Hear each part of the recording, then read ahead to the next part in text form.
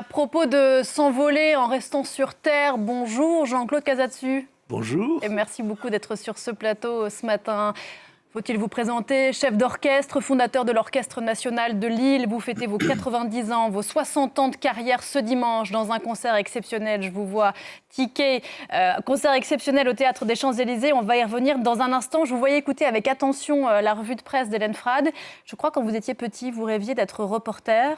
Oui, j'avais envisagé ça. D'ailleurs, je suis effaré par le rythme de votre, finalement, de votre équipe, de cette dame formidable qui articule très bien et qui, boum, time is money. Il est à l'image du monde, elle est à l'image du monde, cette revue de presse, dans ce rythme effréné. Qu'est-ce que l'état du monde vous inspire? Écoutez, l'état du monde m'inspire que la musique peut quelquefois, en effet, adoucir les mœurs, que c'est formidable de pouvoir constater que l'émotion qu'on éprouve, on la voit luire dans l'œil de l'autre. Et je me suis efforcé, si vous voulez, d'abord dans la région où j'ai eu la chance de construire cet orchestre pendant des années, de convaincre des gens qui pensaient que, entre guillemets, la grande musique n'était pas pour eux, d'essayer de les convaincre. Et je crois que j'y suis parvenu dans une large mesure, qu'ils avaient le droit du plus favorisé au plus démuni à cette émotion irremplaçable.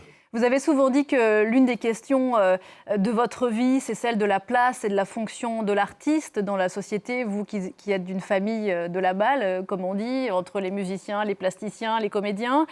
À quoi ils servent, ces artistes? À quoi vous servez dans un monde qui ne va pas très bien? Écoutez, nous sommes les garants d'une part d'humanité, je crois, d'une dimension humaine qui malheureusement fait de plus en plus défaut dans, hélas, un grand nombre de parties de ce monde. Mais j'ai dirigé personnellement dans 45 pays. J'avais emmené mon orchestre également en Afrique, continent extraordinairement musical, mais qui est plus d'instinct et qui est plus de la musique votive que de la musique savante. Nous avions rencontré un accueil exceptionnel et je n'ai jamais rencontré d'opposition. Parce que la musique, il n'y a pas la subversion des mots, ça s'adresse directement à l'imaginaire, comme une auberge un peu espagnole de la sensibilité, on y apporterait ce qu'on a de disponibilité. Puis il y a la transmission vers les enfants qui m'a beaucoup préoccupé. On va y venir bien sûr. Quelle place spécifique pour la musique? Je voudrais qu'on écoute une archive, un concert que vous avez dirigé à Rabat en 2019, devant feu le pape François et le roi du Maroc, un chant interreligieux qui rassemble 3 interprètes, musulmans, juifs, chrétiens, dont votre fille Caroline. On écoute un extrait. Vous êtes bien enseigné.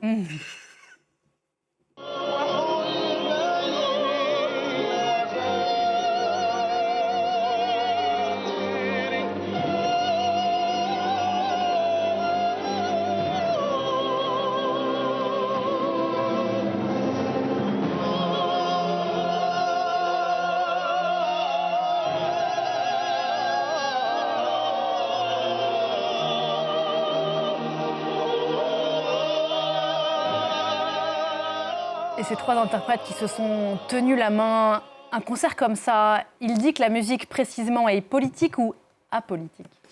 Vous savez, le mot politique, c'est la vie dans la cité. Dans la cité, vous avez des diversités. Les diversités, c'est aussi une possibilité d'enrichissement. Et je dois dire que le roi du Maroc et le pape ont fait une œuvre extraordinairement humaine en considérant que l'œcuménisme, c'est la porte ouverte, en effet, à la tolérance.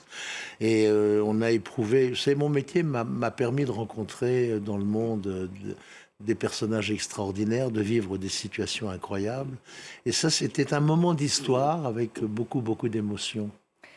À propos de politique, vous dites que chef d'orchestre, ce n'est pas juste agiter une baguette, pour ceux qui en doutaient encore, c'est bâtir un dessin musical et sociétal et éthique. Vous l'avez dit, vous avez joué dans les plus grandes salles du monde, dirigé les plus grandes formations. Vous avez emmené la musique classique là où elle n'est longtemps pas allée, dans les usines, dans les hôpitaux, dans les quartiers défavorisés. Vous avez emmené des publics qui n'allaient pas à la musique classique, je pense au concert éducatif à Lille. Vous avez évoqué votre attachement viscéral à ce Nord. D'ailleurs, on va écouter un petit extrait, bien sûr, de vous à l'Orchestre national de Lille.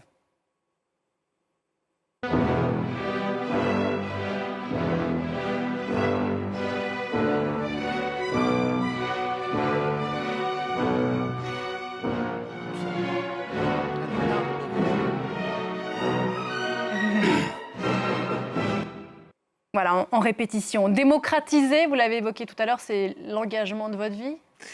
Mais oui, parce que j'entends ça depuis 40 ans. Vous savez, ah, la musique, c'est élitiste. Bien sûr que nous sommes élitistes. Mais qu'est-ce que c'est l'élite? C'est le désir de partager. En ce qui nous concerne, c'est l'élite du cœur, si vous voulez. C'est de partager ce qu'on a reçu. On ne pourrait pas vivre sans fonds publics et on doit avoir la responsabilité de se dire, puisqu'on a la chance d'être subventionné, eh bien, ça doit profiter à la société dans son entier, dans son ensemble. Les temps ont changé, bien sûr, mais dans les publics, dans les concerts, est-ce que vous trouvez que ceux qui viennent vous écouter ont changé? C'est vrai que si on a la chance parfois d'aller voir des concerts symphoniques, c'est relativement homogène encore aujourd'hui, même si ça a un peu avancé. Ça reste un public quand même particulier, non? Non, parce que vous savez, j'ai dirigé des enfants, j'ai éprouvé un grand nombre d'émotions. Je vais vous citer 2 ou 3 exemples. Un jour à Dunkerque, on fait un concert pour des enfants un peu défavorisés, qui étaient de quartiers difficiles. Et puis, je leur joue un adagio merveilleux de Beethoven. Et puis, on demande à un des petits gosses qui avait les yeux fermés, comme ça.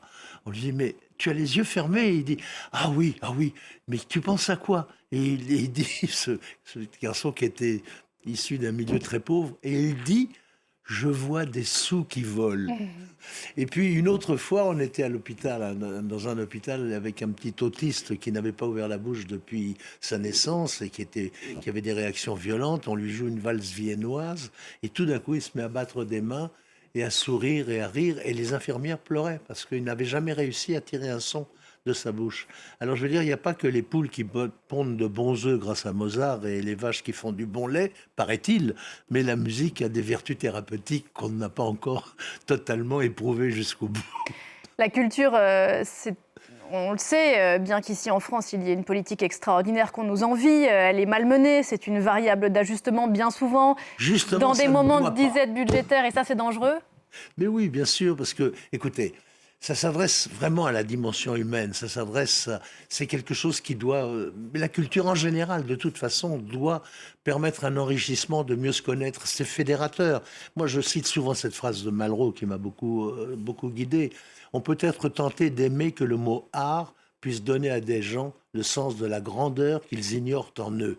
Et je crois que jamais la culture ne doit servir de variable d'ajustement. Justement, c'est trop facile. Mais évidemment, il suffit de réduire, on se dit, à quoi ça sert? Mais ça sert à nourrir la part d'humanité. Pour revenir à vous, Jean-Claude Casadesus, 90 ans, faut-il le rappeler? J'ai appris ça par la presse, oui. Forme insolente, quel est le secret? La passion, tout ce qui ne te tue pas te rend plus fort, a dit Nietzsche. Les épreuves et les avatars, je crois que on en éprouve tous. Et puis la transmission, le désir de voir luire dans l'œil de l'autre l'émotion qui vraiment nous agite. À propos de transmission, ce concert dimanche, concert anniversaire de vos 90 ans, je vais arrêter de le dire, et vos 60 ans de carrière avec l'orchestre Colonne, que vous connaissez bien, je crois que vous avez commencé avec eux quasiment, et le Théâtre des Champs-Élysées parle pour ce concert d'une réunion de famille, parce que vous allez jouer avec votre petit-fils. On va regarder une petite vidéo.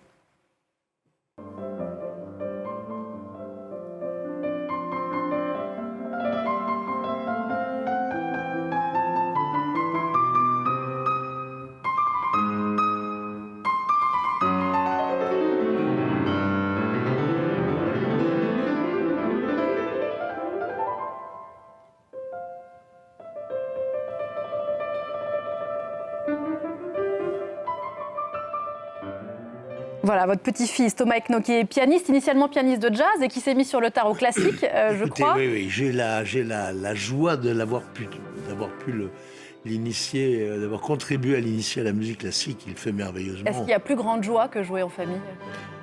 Écoutez, quand on s'entend bien, qu'on s'aime bien, parce que les familles, vous avez les atrides et puis vous avez aussi que ceux qui s'adorent. Il y a toujours il peut y avoir des problèmes, mais l'art est un tel moyen de s'unir et de se rassembler qu'en effet, Vous avez la possibilité, ma fille, chanteuse Caroline, son autre fils David a un orchestre de jazz magnifique. Thomas parcourt le monde et ça n'est pas du népotisme, c'est parce que souvent les gens se sont dit ah oui, il a beaucoup de talent, son grand-père en a un petit peu, ça serait pas mal qu'on les réunisse. Donc voilà. On sent la fierté dans vos yeux, évidemment. Quand vous vous retournez forcément un peu sur cette vie, vous avez côtoyé Rostropovitch, Pierre Boulez, vous avez enregistré pour Brel, vous avez joué avec Youssou N'Dour, vous avez dirigé à Saint-Pétersbourg, à l'Alhambra, vous avez fait le batteur pour Lester Young, je l'ai appris en préparant cette émission. Quel sentiment vous habite? C'est une gratitude de ce que la vie vous a... Oui, je vais vous dire, la chance que j'ai eue, c'est de pouvoir aborder absolument tous les styles, que ce soit L'école est finie avec Sheila ou que ce soit la première télévision de Johnny Hallyday et en même temps des œuvres extraordinaires du répertoire. Ça m'a permis de comprendre ce que les grands artistes, quelle que soit leur personnalité, pouvaient nous transmettre. Et donc, voilà, j'étais à la fois timbalier, percussionniste, batteur, et en même temps, j'ai pratiqué mon métier de chef d'orchestre qui m'a conduit dans le monde entier.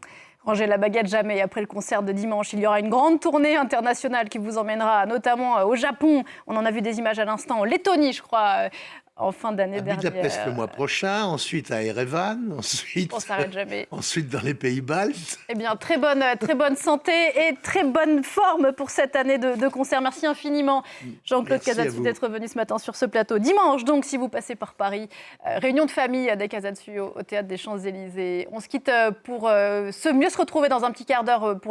On reprend le fil de ce rendez-vous d'info. Tout de suite, le grand format, les sports. Et puis à 10h, avec mes invités, on reviendra sur la révolte en Iran. À tout à l'heure.